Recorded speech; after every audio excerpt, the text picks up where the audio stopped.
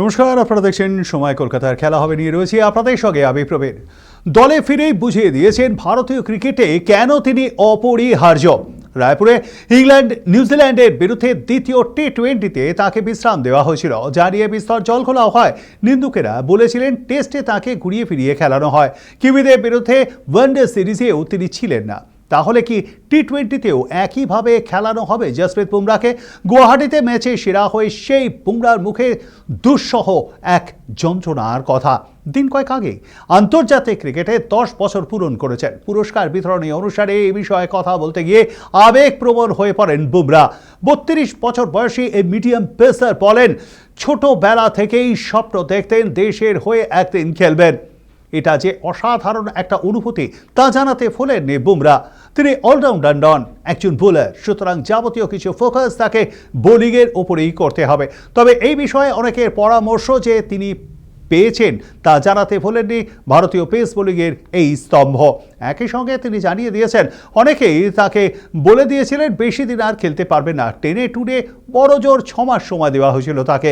তাই এই যাত্রাপথ দেশের হয়ে এতগুলো বছর খেলা যে তার কাছে খুবই গর্বের, তাও জানিয়েছেন অকপটে। উল্লেখ্য, টি-20 বিশ্বকাপে প্রি-টেস্টে একেবারে লেটার বক্স পেয়ে পাস করেছে গতবারের চ্যাম্পিয়ন মেন ইন ব্লু। নিউজিল্যান্ডের বিরুদ্ধে 5 ম্যাচের সিরিজ 2 ম্যাচ বাকি থাকতেই পকেটে পুড়েছেন সূর্যকুমার যাদবরা। এই জয় বড় ভূমিকা পালন করেছেন জসপ্রীত বুমরা।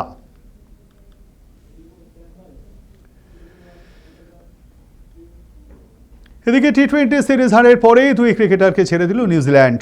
শেষ 2 ম্যাচের আগে পেসার ক্রিশ্চিয়ান ক্লার্ক ও ওপেনার টিম রবিনসনকে বাদ দেওয়া হয়েছে।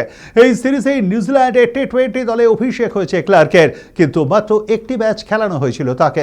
নাগপুরে ভারতের বিরুদ্ধে প্রথম ম্যাচে খেলেছিলেন ক্লার্ক ও রবিনসন। ক্লার্ক 4 ওভারে 40 রান দিয়ে একটি উইকেট নিয়েছিলেন। রবিনসন 15 বলে করেছিলেন 21 রান। দ্বিতীয় ম্যাচে তাদের পরিবর্তে ম্যাট হেনরি ও টিম সেফার্ডকে প্রথম একাদশে নেওয়া হয়েছিল। তৃতীয় ম্যাচেও তাঁরাই খেলেছিলেন। নিউজিল্যান্ড ক্রিকেট বোর্ড এক বিবৃতিতে জানিয়েছে, ভারতের বিরুদ্ধে টি-20 সিরিজের দল থেকে ক্রিশ্চিয়ান ক্লার্ক ও টিম রবিনসনকে ছেড়ে দেওয়া হয়েছে। বদলে জিমি নিশেম, লাকি ফার্গুসন ও টিম সেফার্ড দলের সঙ্গে যোগ দিয়েছেন। তিরুবনন্তপুরমে শেষ ম্যাচের আগে ফিন অ্যালেনও দলের সঙ্গে যোগ দেবেন। ভারতের সঙ্গে এই সিরিজের পরে টি-20 বিশ্বকাপে নামবে নিউজিল্যান্ড। সেই জন্য যে ক্রিকেটারেরা এখন বিশ্বকাপে দলের সঙ্গে যোগ দেয়নি, তারা ধীরে ধীরে যোগ দিতে শুরু করে দিয়েছেন।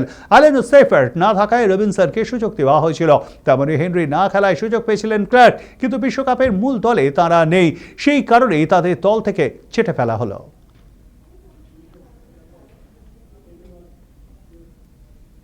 আপাতত টি-20 বিশ্বকাপে বাংলাদেশ পর্ব শেষ, কিন্তু তাও বিতর্ক থামছে না। বিশ্বকাপ থেকে বাদ পড়ার পর নতুন বিতর্ক শুরু হয়েছে। অপসারিত কর্তা নজমুল ইসলামকে নিজের পদে ফিরিয়ে আনায় চিন্তায় রয়েছেন ক্রিকেটাররা। বাংলাদেশের ক্রিকেটকে বাঁচানোর অনুরোধ করেছেন তারা। নজমুল বোর্ডে ফিরে আসায় ক্রিকেটারদের আশঙ্কা আবার তাদের ওপর চাপ তৈরি করা হবে। এক ক্রিকেটারের কথা থেকে স্পষ্ট, বোর্ডের ওপর আর ভরসা করতে পারছেন না ক্রিকেটাররা।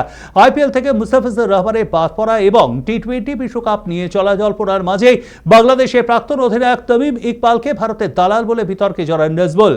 তারপর বিশ্বকাপ খেলতে না গেলে ক্রিকেটারদের পিসিবি ক্ষতিপূরণ দেবে কিনা এই প্রশ্নের উত্তরে নাজমুল জানিয়েছিলেন, ওরা গিয়ে কিছুই তো করতে পারে না, তাও আমরা ওদের জন্য কোটি কোটি টাকা খরচ করি, আমরা কি ওদের কাছ থেকে টাকা ফেরত চাই? তার এই মন্তব্য আগুনে ঘৃতাহুতি দেয়। প্রতিবাদে সোচ্চার হয়েছিলেন নজমুল হোসেন শান্ত, রিশাদ হোসেন, লিটন দাসরা। বিসিবির অর্থ কমিটির প্রধানের অপসারণের দাবি তুলেছিলেন ক্রিকেটাররা। না হলে বিপিএল সহ সব ধরনের ক্রিকেট বন্ধ করে দেওয়ার হুঁশিয়ারিও দিয়েছিল ক্রিকেটারদের সংগঠন কোয়াপ। বিসিবিকে সময়সীমা বেঁধে দেন ক্ষুব্ধ ক্রিকেটাররা। চাপের মুখে পড়ে গত 15 জানুয়ারি নজমুলকে সব পদ থেকে সরিয়ে দেওয়ার সিদ্ধান্ত নিয়েছিল বিসিবি। সেদিন বিসিবি সভাপতি আমিরুল ইসলাম জানিয়েছিলেন, প্রতিষ্ঠানের সর্বোত্তম স্বার্থ এবং সুষ্ঠুভাবে প্রশাসন পরিচালনার স্বার্থে নজমুলকে সরিয়ে দেওয়ার সিদ্ধান্ত নেওয়া হয়েছে। অথচ বাংলাদেশ প্রিমিয়ার লিগ শেষ হতেই অপসারিত নজমুলকে ফের সব পদে ফিরিয়ে আনলো বিসিবি। শুধু তাই নয়, ফিরিয়ে দেওয়া হলো অর্থ কমিটির প্রধানের পদ সহ সব দায়িত্ব। স্বভাবতই বিসিবির কর্তাদের এই সিদ্ধান্তে নতুন বিতর্কের জন্ম নিয়েছে। প্রশ্ন উঠছে, টি-20 বিশ্বকাপ নিয়ে অনিশ্চয়তার মধ্যেই সুষ্ঠুভাবে বিপিএল শেষ করার স্বার্থে কি অপসারিত করা হয়েছিল তাকে? সব মিটে যেতেই ক্রিকেটারদের দেওয়া প্রতিশ্রুতি ভুলে গেলেন আমিরুলরা? ক্রিকেটারদের সঙ্গে প্রতারণা করলেন তারা? বিসিবি নাজমুলকে পুরনো পদে ফিরিয়ে নেওয়ায় বিস্মিত বাংলাদেশ ক্রিকেট মহলের একটা বড় অংশ।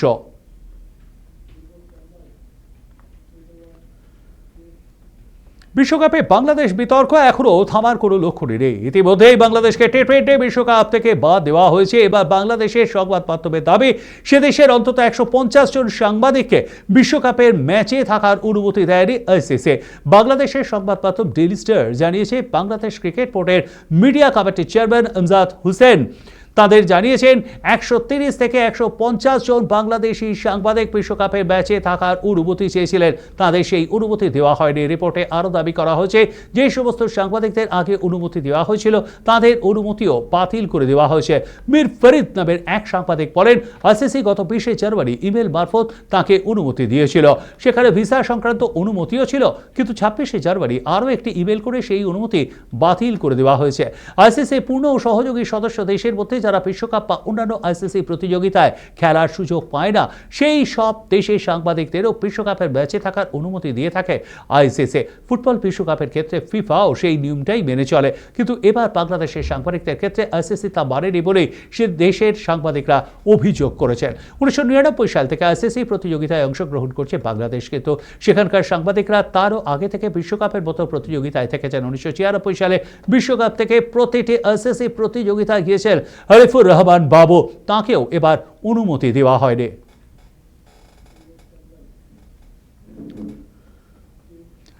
ভারতকে চাপে ফেলার নতুন কৌশল নিয়েছে পাকিস্তান ক্রিকেট বোর্ড। বাংলাদেশকে টি-20 বিশ্বকাপ থেকে বাদ দেওয়ার পর পাকিস্তানও বয়কটে হুঁশিয়ারি দিচ্ছে। তার মধ্যে জানা গিয়েছে, গোটা বিশ্বকাপ নয়, হয়তোবা শুধু ভারতের বিরুদ্ধে ম্যাচ বয়কট করার পরিকল্পনা নিয়েছেন মহসিন নকভিরা। পাকিস্তানের সংবাদ মাধ্যম জিও নিউজ এই খবর দিয়েছে। প্রতিবেদনে লেখা, পাকিস্তানের প্রধানমন্ত্রী শাহবাজ শরীফের সঙ্গে বৈঠকে বসবেন নাকভি। সেখানেই প্রধানমন্ত্রীকে ক্রিকেট বোর্ডের চেয়ারম্যান শাহবাজ রাজি হলে আইসিসিকে নিজেদের দাবি জানাবে পাকিস্তান। বাংলাদেশকে টি-20 বিশ্বকাপ থেকে বাদ দেওয়ার পর নাকভি প্রথমে জানিয়েছিলেন পাকিস্তানের প্রতিযোগিতা থেকে নাম তুলে নিতে পারে। শনিবার তিনি বলেন, আমরা বিশ্বকাপে খেলবো কিনা সেই সিদ্ধান্ত দেশের সরকার নেবে। আমাদের প্রধানমন্ত্রী এখন দেশে বাইরে রয়েছেন, উনি ফিরলেই আমরা তার থেকে পরামর্শ নেব। সরকারের সিদ্ধান্তই চূড়ান্ত। পাকিস্তানি একমাত্র দেশ যারা আইসিসির সঙ্গে বৈঠকে বাংলাদেশকে সমর্থন জুগিয়েছিল। নিরাপত্তার কারণ দেখিয়ে বাংলাদেশের ভারতে খেলতে না আসার দাবি সমর্থন করেছিলেন নকভি। এমনকি বাংলাদেশকে বিশ্বকাপ থেকে বাদ দেওয়ার সিদ্ধান্তকে অন্যায় বলে উল্লেখ করেছিলেন তিনি। যদিও আইসিসি সেই দাবিকে পাত্তা দেয়নি, তারা স্পষ্ট করে জানিয়ে দিয়েছে ভারতে খেলার ক্ষেত্রে নিরাপত্তার কোনো ঝুঁকি নেই, তাই বাংলাদেশের দাবি মানা সম্ভব হয় না। পাকিস্তান জানে বিশ্বকাপ বয়কট করলে কড়া শাস্তির মুখে পড়তে হবে তাদেরকে। পাকিস্তান ক্রিকেটকে নির্বাসিত করতে পারে আইসিসি। আর্থিক ক্ষতির পাশাপাশি পরবর্তীকালে পাকিস্তানের সঙ্গে সিরিজ খেলতে রাজি নাও হতে পারে বেশিরভাগ বড় দেশ। ভবিষ্যতে পাকিস্তানে কোনো আইসিসি প্রতিযোগিতা আয়োজনেও সমস্যা দেখা দিতে পারে, আর সেই কারণেই শুধুমাত্র ভারতের ম্যাচ বয়কট করার কথা ভাবছে তারা। যদি পাকিস্তান ভারত ছাড়া বাকি সব দেশের বিরুদ্ধে খেলে, তাহলে গ্রুপ পর্বে সেই ম্যাচ থেকে 2 পয়েন্ট পাবে ভারত, কিন্তু তাতেও পাকিস্তানের খুব বেশি চিন্তার কারণ নেই, কারণ গ্রুপের বাকি 3 দেশ নামিবিয়া, আমেরিকা, নেদারল্যান্ডস। 2024 সালের টি-20 বিশ্বকাপে আমেরিকার কাছে হারলেও ধারে ভারে অনেকটা এগিয়ে পাকিস্তান, ফলে বাকি 3 ম্যাচে জিতলেও নকআউট পর্বে উঠে যাবে তারা। সেই কারণে এই কৌশল নিতে পারে পাকিস্তান।